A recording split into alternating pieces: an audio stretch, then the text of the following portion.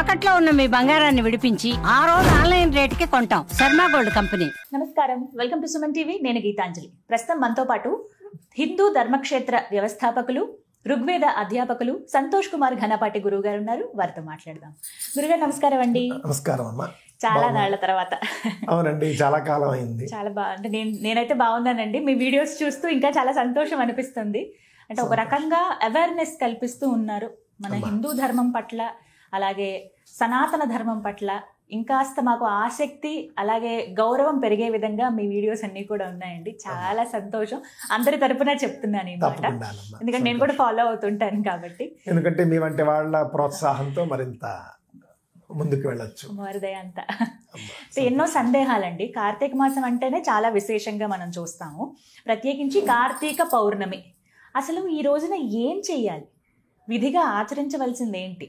మాలాంటి వాళ్ళందరికీ తెలిసింది, చిన్నప్పటి నుంచి అమ్మ చెప్తే ఆచరించినవన్నీ కూడా.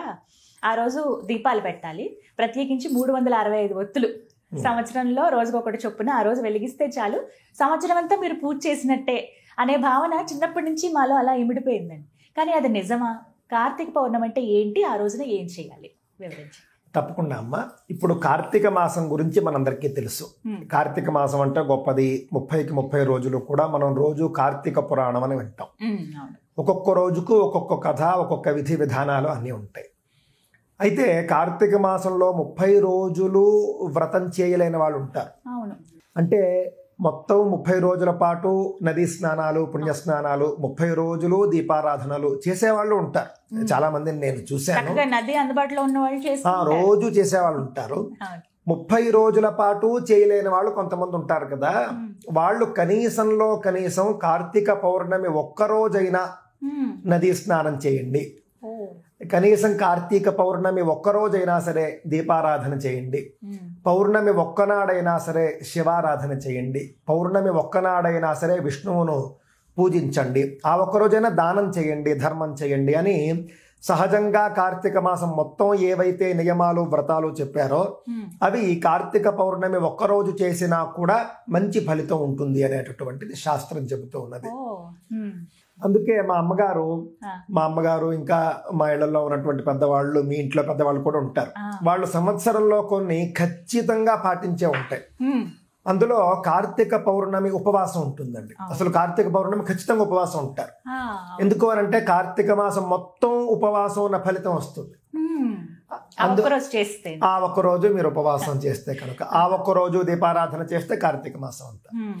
సరే, ఎందుకు కార్తీక పౌర్ణమికి అంతటి విశిష్టత వచ్చింది అనేది. పూర్వం త్రిపురాసురుడు అని ఒక రాక్షసుడు ఉండేవాడు. ఈ త్రిపురాసురులు వాళ్ళు మొత్తం 3 రాక్షసులు. వాళ్ళ 3 కూడా గొప్ప గొప్ప వరాలను వాళ్ళు పొంది ఉంటారు బ్రహ్మదేవుడి వద్ద. ఆ వరాల వల్ల వాళ్ళు మరణించడం అనేది చాలా గగనం అయిపోతుంది. వాళ్ళకి మరణం అనేది చాలా అపూర్వంగా మాత్రమే వస్తుంది. వాళ్ళకు మరణం లేని వరం అయితే లేదు, కానీ వాళ్ళకి మరణం సంభవించడం అనేది చాలా కష్టం, అతి కష్టం మీద. బంగారు పురము, వెండిపురము, అలాగే రాగిపురము అని మొత్తం ఒక 3 నగరాలు వాళ్ళకని సృష్టించి బ్రహ్మదేవుడు ఇస్తాడు. మనం నేటి భాషలో చెప్పాలి అంటే కనుక 3 మూవింగ్ ప్లానెట్స్, 3 ప్లానెట్స్ వాళ్ళ కోసము అని సృష్టించిస్తాడు బ్రహ్మదేవుడు. ఆ 3 ప్లానెట్స్ లో ఒకటి బంగారము, ఒకటేమో వెండి, ఒకటేమో రాగి. ఈ 3 ప్లానెట్స్ కూడా సమానమైనటువంటి ఒక అత్యంత వేగంతో తిరుగుతూ ఉంటాయి. భూమి అలాగే ఇతర గ్రహాలు ఏ విధంగా తిరుగుతూ ఉంటాయో ఆ విధంగా అలాగ తిరుగుతున్నట్లుగానే ఈ 3 నగరాలు తిరుగుతూ ఉంటాయి.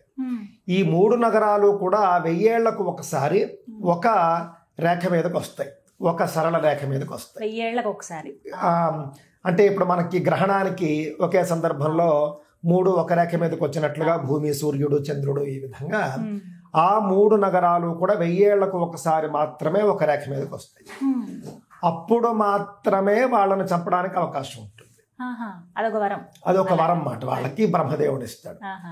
అప్పుడు కూడా వాళ్ళని ఎలా చంపాలి? బాణం కాని బాణము, ధనుస్సు కాని ధనుస్సు, యోధుడు కాని యోధుడు, ఈ విధంగా చాలా విశేషమైనటువంటి వరాలు వాళ్ళకు ఉంటాయండి. వాళ్ళ యొక్క ఆగడాలు బాగా ఎక్కువైపోతాయి వరగర్వంతో. ఎక్కువైపోయినప్పుడు దేవతలందరూ వెళ్ళి పరమశివుణ్ణి ఆరాధిస్తారు. ఈ విధంగా ఆ యొక్క రాక్షసుల బారి నుండి మమ్మల్ని రక్షించండి అని చెప్పేసి. సహజంగా మీరు చూస్తే వరాలు పరమశివుడో బ్రహ్మదేవుడో ఇస్తారు. రాక్షసుల్ని చంపడం అనేది మహావిష్ణువు చేస్తాడు. ఇక్కడ భిన్నంగా పరమశివుడు చేస్తాడు.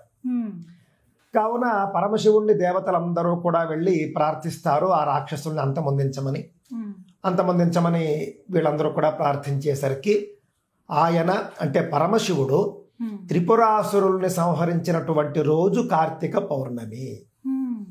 ఆ విధంగా త్రిపురాసురుల్ని సంహరించి దేవతలను ఉద్ధరించినటువంటి పరమశివుడికి కృతజ్ఞతగా దేవతలందరూ కూడా కైలాసానికి వెళ్ళి దీపోత్సవం చేస్తారు. ఆయనకి అందరూ దీపాలు వెలిగించి ఆయనకి సమర్పణలు చేస్తారు.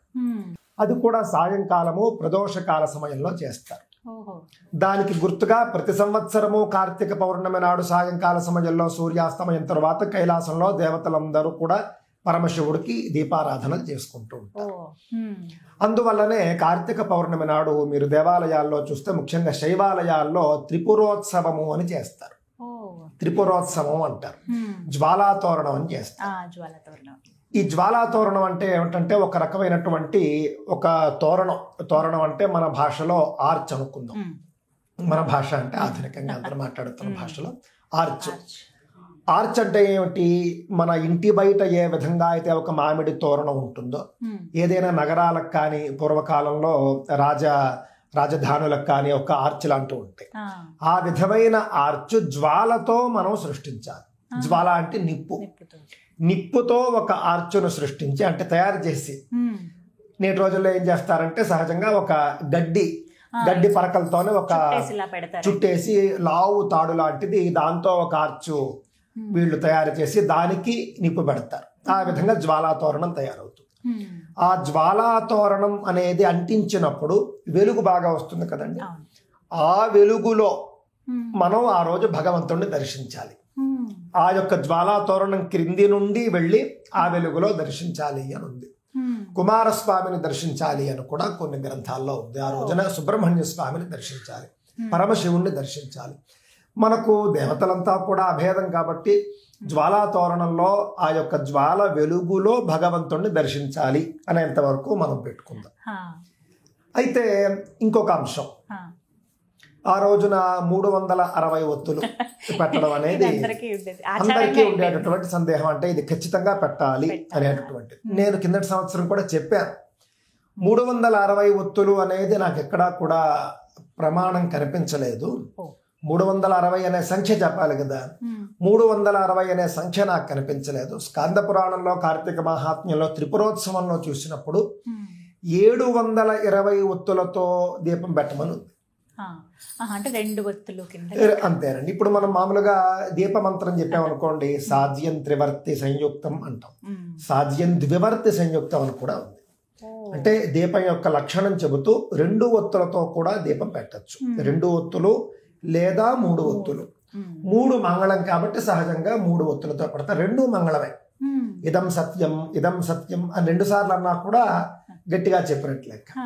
అందువల్ల 2 ఒత్తులతోనూ పెట్టచ్చు, 3 ఒత్తులతోనూ పెట్టచ్చు. స్కంద పురాణంలో ఈ యొక్క కార్తీక పౌర్ణమి నాడు శివుడికి సమర్పించవలసినటువంటి 360 ఒత్తులను అందరూ పెడుతూ ఉన్న సందర్భాన్ని మనం చూస్తే కనుక 27 శతకాహ స్పష్టంగా 27 శతకాహ, 20 అంటే 20, సప్తశతకాహ అన్నారంటే 720. 27 శతకాహ సహితాహ దీపవర్తయః. దీపవర్తయః అనే పదం వాడారు. అంటే దీపం ఒత్తులు, దీపానాం వర్తయః దీపవర్తయః. ఆ విధంగా 720 ఒత్తులతో దదద్దీపం పౌర్ణిమాయాం, కార్తీక పౌర్ణమి నాడు దీపాన్ని మనం సమర్పించాలి. ఇందుకు సర్వ పాపై ప్రముచ్యతే, సకల పాపాల నుండి కూడా బయటపడతాము అని ఇక్కడ చెబుతున్నారు. కావున 720 ఒత్తులను మనకు స్పష్టంగా అర్థమవుతోంది. పౌర్ణిమాస్యాంతు సంధ్యాయాం కర్తవ్య త్రిపురోత్సవః దద్యాదనేక మంత్రేణ ప్రదీపాంశ్చ సురాలయే. దేవాలయం అన్నారంతే, ఇక్కడ శివాలయమా విష్ణువాలయమా అని చెప్పలే. కానీ శివాలయంలో పెట్టడం అనేది మనకు కనిపిస్తూ ఉన్నది. ఆ విధంగా పౌర్ణమి నాడు సంధ్య వేళలో, సాయం సంధ్య వేళలో సూర్యాస్తమయం తరువాత త్రిపురోత్సవం చేయాలి నేను ఇందాక చెప్పినట్లుగా. ఆ తరువాత ఈ చెప్పబోయే మంత్రంతో దీపాలను సమర్పించాలి అలా. అందువల్ల ఈ మంత్రం చెప్పి ఈ మంత్రంతో 360 లేదా 720 ఒత్తులు పెట్టండి అని చెబుతూ దీపమాల అంటే సాధారణంగా ఒక 10 దీపాలు 20 దీపాలు పెడుతూ ఉంటాం కదా. ఒక దీపం పెట్టి ఎవరు ఊరుకోరు, ఇంటి నిండా దీపాలు పెట్టడం చాలా మంది ఇష్టపడుతూ ఉంటారు. ఆ విధంగా దీపాలు దేవాలయంలో కానీ ఇంటి బయట కానీ ఇంటి లోపల కానీ సమర్పించినప్పుడు ఈ శ్లోకం చెప్పమన్నారండి. ఏమిటి శ్లోకము? కీటాః పతంగాః మశకాశ్చ వృక్షాః జలే స్థలే ఏ విచరంతి జీవాః దృష్ట్వా ప్రదీపం నచ జన్మభాగినః భవంతు నిత్యం స్వపచాహి విప్రాహ. అద్భుతమైనటువంటి శ్లోకం అండి ఇది. ఈ శ్లోకానికి అర్థం ఏమిటంటేనండి, అంటే సనాతన ధర్మం యొక్క విస్తృతమైన ఆలోచన ఎలా ఉంటుందని చెప్పడం కోసం నేను మీకు చెబుతున్నాను అన్నమాట. పురుగులు, పక్షులు, దోమలు, చెట్లు, అలాగే నీటి యందు మరియు భూమి యందు తిరుగుతూ ఉన్నటువంటి జీవులు ఈ దీపాన్ని చూస్తే కనుక, అంటే కార్తీక పౌర్ణమి నాడు భగవంతుడికి సమర్పించినటువంటి దీపాన్ని చూస్తే కనుక మళ్ళీ తిరిగి జన్మను పొందం. దాంతోపాటుగా శ్వపచులు విప్రులు అన్నారు. శ్వపచులు అని అంటే సాధారణంగా కుక్క మాంసము మొదలైనవి తినే వాళ్ళను మన వాళ్ళు ధార్మికులు కాదు అన్నారు. ఎందుకంటే కుక్క అనేది అన్నింటినీ తినేటటువంటి జీవి కావున ఏ విధమైనటువంటి నియమము లేనటువంటిది ఒక జీవి కింద కుక్కను మనం చూస్తాము. ఆ కుక్క మాంసం తినేవాళ్ళు కొంతమంది ఉంటారు, చాలా తక్కువ, కానీ అది కొంతమంది ఉంటారు. వాళ్ళు కూడా ఈ దీపాన్ని దర్శిస్తే మంచి ఒక ఉత్తమ గతులు వాళ్ళు కూడా పొందుతారు అని ఇక్కడ అర్థం. ఇది ఎందుకు చెబుతున్నానంటేనండి, మీకు శ్లోకం మీరు తెరపై కూడా మీరు ప్రదర్శించవచ్చు. కీటాః పతంగాః మశకాశ్చ వృక్షాః జలే స్థలే ఏ విచరంతి జీవాః దృష్ట్వా ప్రదీపన్న చ జన్మభాగినః భవంతు నిత్యం స్వపచాహి విప్రాహ. ఈ శ్లోకం చెప్పుకుంటూ దీపాలు వెలిగించాలి. సనాతన ధర్మం అనేటటువంటిది కేవలం మనుషులకో, కొన్ని కులాల వాళ్లకో, డబ్బున్న వాళ్లకో, అధికారం ఉన్న వాళ్లకో, బలం ఉన్న వాళ్లకో కాదు, సమస్త జీవకోటికి సనాతన ధర్మం.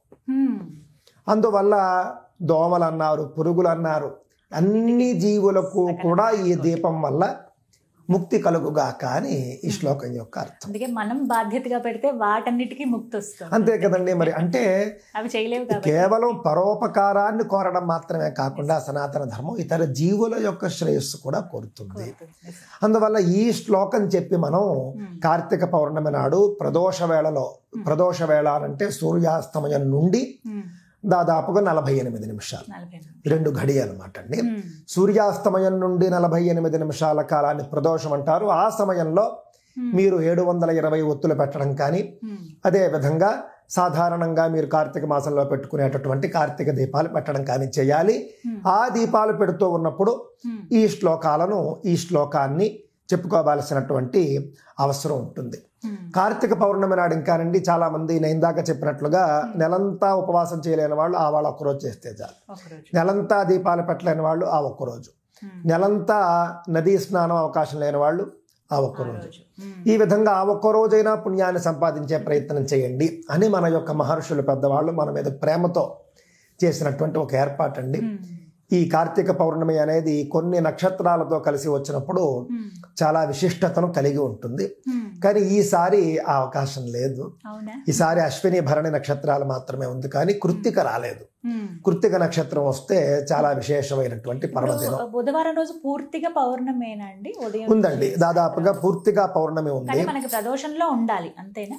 అంతేనండి. ఇప్పుడు మీరు చూసుకుంటే మన ప్రఖ్యాత పంచాంగాలను బట్టి పౌర్ణమి ఆ రోజున రాత్రి 7:15 దాకా రమారమి ఉందండి. సూర్యాస్తమయం చూసుకుంటే కనుక 6 గంటలకు అన్నారు. కావున 6 గంటల నుండి 48 నిమిషాలు అంటే దాదాపుగా ఒక పావు తక్కువ 7, 10 నిమిషాలు తక్కువ 7, అప్పటి వరకు అయితే పౌర్ణమి ఉంది. కావున 5వ తేదీనే పౌర్ణమి అని చెప్పేసి నిర్ధారించారు అందరూ కూడా పంచాంగకర్తలు. దానికే మహాకార్తికి అని పేరు. కార్తీక పౌర్ణమిని మహాకార్తికి అనేటటువంటి పేరుతో కూడా పిలుస్తూ ఉంటారండి. ఆ రోజున దక్ష సావరణి మన్వంతరం ఆది, ఒక మన్వంతరం మొదలైనటువంటి రోజు. ధాత్రి పూజ, తులసి ఉద్యాపన చేస్తారు, కేశబంధన గౌరీ వ్రతము అనేటటువంటి వ్రతం చేస్తారు, త్రిపురోత్సవం, జ్వాలాతోరణం, స్కంద దర్శనం, ముఖ్యంగా చాలా ఉన్నాయి. అవాళ సుబ్రహ్మణ్య స్వామిని దర్శించడం చాలా విశేషం అండి. కార్తీక పౌర్ణమి నాడు సుబ్రహ్మణ్య స్వామిని దర్శిస్తే కనుక 7 జన్మలు 7 జన్మలులోని కూడా చేసినటువంటి పాపాలు పోతాయని చెబుతూ తదుపరి జన్మలో వేదాధ్యయన సంపన్నుడుగా జన్మిస్తాడు. అది కోరుకునే వాళ్ళు కార్తీక పౌర్ణమి నాడు ఆ యొక్క స్కందుణ్ణి సుబ్రహ్మణ్య స్వామిని దర్శించండి అని చెప్పేసి శాస్త్రాలు చెబుతూనే వచ్చే సంవత్సరంలో వచ్చే జన్మలో వేద విద్వాంసుడుగా జన్మిస్తారు అని చెప్పేసి మాట. అదృష్టం అవన్నీ కావాలనుకుంటే ఇప్పుడు ఇవి వచ్చినాయి. అంతేనండి. కొంతమంది అడిగారు నన్ను, ఏమండి ఈ జన్మలో మేము చదువుకోలేకపోయాం, వచ్చే జన్మలోనైనా వేదం రావాలంటే ఏం చేయాలి? వాళ్ళు ఇలా చేయాలన్నమాట. ఇది చాలా అద్భుతమైన అవకాశం.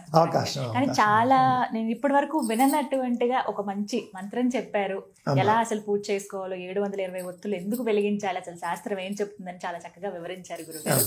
ధన్యవాదాలు. చాలా సంతోషం. నమస్కారం.